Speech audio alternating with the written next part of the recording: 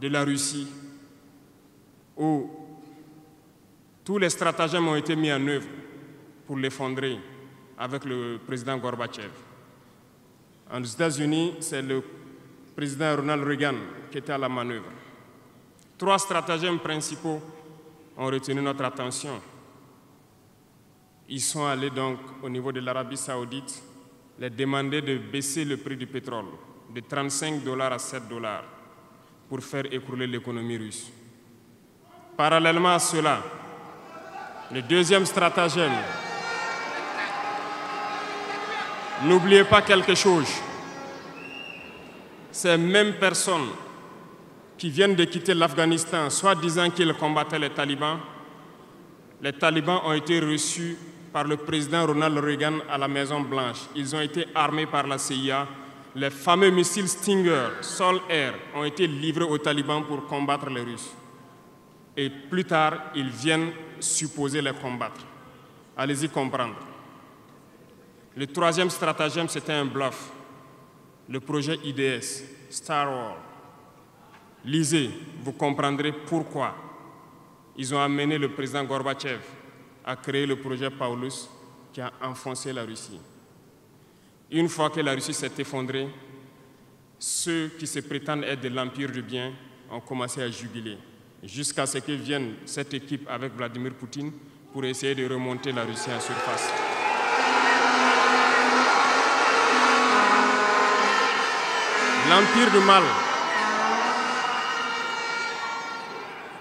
L'Empire du mal, selon eux, a beaucoup souffert. Regardez l'Iran aujourd'hui, toutes les sanctions possibles. Regardez comment ils qualifient certains peuples. Par la communication, ils peuvent arriver à vous amener à faire détester un peuple ou à aimer un peuple. Ils sont très forts dans la communication et ils passent par tous les canaux possibles. Regardez les guerres qui sévissent. Ils ont tout inventé pour leur propre intérêt. Et enfin, l'empire des esclaves, selon eux, c'est l'Afrique et certains peuples d'Amérique du Sud. Dans leur tête, comme je le disais dernièrement, l'Afrique les appartient, nos terres les appartiennent, les richesses de l'Afrique sont pour eux. Et ils ne peuvent pas concevoir que des Africains puissent s'émanciper, sortir la tête de l'eau et vouloir donc les tenir tête. Et pour cela, ils se sont mis un cliché en tête. L'Africain est facile à manipuler, il n'est qu'émotion. Ils trouveront toujours un Africain pour lutter contre son frère. Et ça a toujours été comme ça.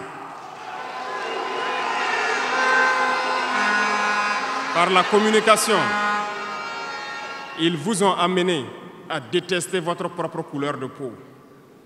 Dans nos cultures, et dans beaucoup de cultures, au Burkina Faso ici, le deuil était symbolisé par la couleur bleue. Lorsqu'une femme perd son mari, elle portait donc des tenues de couleur bleue pour faire son deuil pendant un temps donné. Ce sont eux qui sont venus vous dire que le noir symbolise le deuil, le diable, la médiocrité, tout ce qui est mauvais. Et malheureusement, nous avons tellement avalé ça que lorsque nous sommes en deuil, nous nous mettons également en noir. Il faut que nous nous réveillons. Il faut que nous nous réveillons parce que voilà le cliché qu'ils ont en tête. Eux, ils sont l'empire du bien, d'autres sont l'empire du mal et nous sommes l'empire des esclaves. Voilà comment les impérialistes voient le monde. Il faut que vous compreniez cela. Et là, je m'en vais faire un coup de gueule à l'endroit donc de certains intellectuels qui continuent de vouloir prêcher pour les impérialistes. Est-ce qu'ils ignorent cette partie de l'histoire? Je n'invente rien. Ça a été déclassifié, vous trouverez tout ce que j'ai dit dans les bibliothèques ou partout sur les moteurs de recherche. Ces intellectuels n'ont-ils pas lu cela? Ne connaissent-ils pas l'histoire de ce monde? C'est peut-être par malhonnêteté ou quelques billets de dollars qui les amènent à toujours prêcher pour les impérialistes. Il faut que nos intellectuels arrivent à tout moment à prêcher pour conscientiser nos peuples, nos masses populaires, pour qu'ils comprennent d'où ils viennent et comment ils sont vus des impérialistes.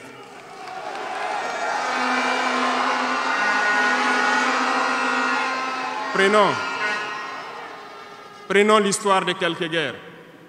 Vous avez suivi la guerre d'Irak. Un gros mensonge qui a été inventé, soi-disant de possession d'armes de destruction massive. Certains sénateurs, au niveau des États-Unis, ont tout fait pour avoir les preuves. Ils ne l'ont pas eu. Souvenez-vous que plusieurs personnes ont démissionné de la CIA après cette guerre.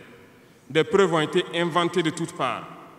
Des services secrets occidentaux les ont aidés à fabriquer des preuves. Et on se souvient que le même Niger a été accusé en son temps en montant une fausse convention, un faux contrat de vente d'uranium à l'Irak. C'est le même processus qu'ils ont voulu amener la dernière fois pour soi-disant que le Niger vend de l'uranium clandestinement à l'Iran.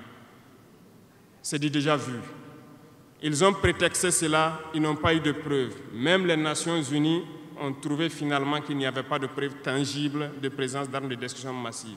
Mais ils avaient leur objectif, il fallait détruire l'Irak. Ils ont détruit l'Irak. Ils ont créé l'État islamique. Tout comme ils ont créé les talibans dans les années 80. Les armés, les équipés. Et après, ils prétendent venir les combattre. Comprenez le jeu. Ça n'a que trop duré. Il faut qu'on se réveille et qu'on comprenne tout ça et que nous prenions conscience de notre situation et nous battre pour notre avenir.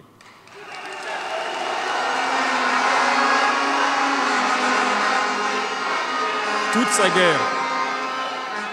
ces guerres ont été inventées, passant par l'Irak, la Syrie, la Libye, dans le but de déstabiliser le monde à leur profit, parce que nul ne doit pouvoir les égaler.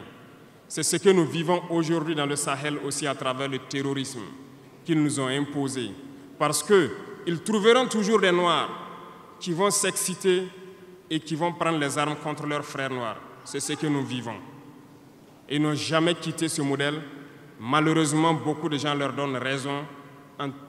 À cause de quelques billets de dollars, ils se vendent très moins cher à l'ennemi, à l'impérialiste, et ils se mettent à combattre leurs frères. Je voulais faire ce petit historique du monde pour que vous compreniez comment l'impérialisme voit notre monde. Ça se résume en ce petit triangle. Après cela, dans cette deuxième phase, je dois vous expliquer pourquoi nous devons nous battre. Une petite histoire, en 2015, à Tombouctou, lorsque nous avons rencontré, j'étais chargé de la sécurité donc, de la plateforme aéroportière. Dans les patrouilles, nous avons rencontré des individus qui rôdaient autour. Un de ces individus était manchot. Je lui ai fait comprendre que c'était dangereux de rôder autour de la base parce qu'ils peuvent se faire tuer. Il m'a dit qu'il voulait se faire tuer, il voulait mourir. Et j'ai cherché à comprendre leur histoire. Certains étaient fous, d'autres étaient normaux, mais ils cherchaient à mourir à cause du terrorisme. Ils nous ont expliqué que lorsque les terroristes sont rentrés à Tombouctou, le manchot qui m'expliquait ça, un soir, les terroristes se sont pointés à son domicile. On voulait violer sa femme devant lui. Il s'est opposé. Ils sont repartis. Le lendemain, on est venu le pêcher à la maison, l'amener à la place publique.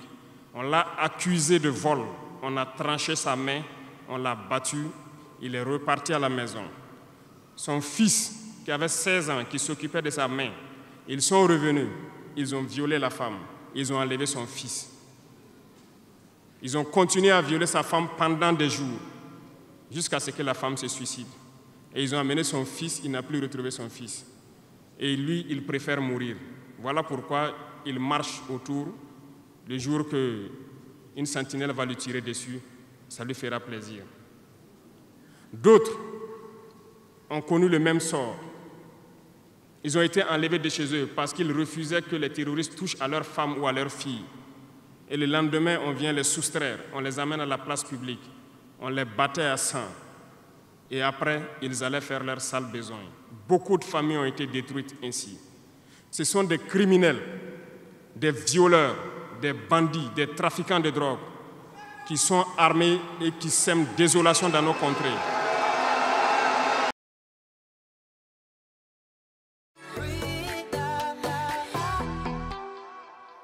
Thank you.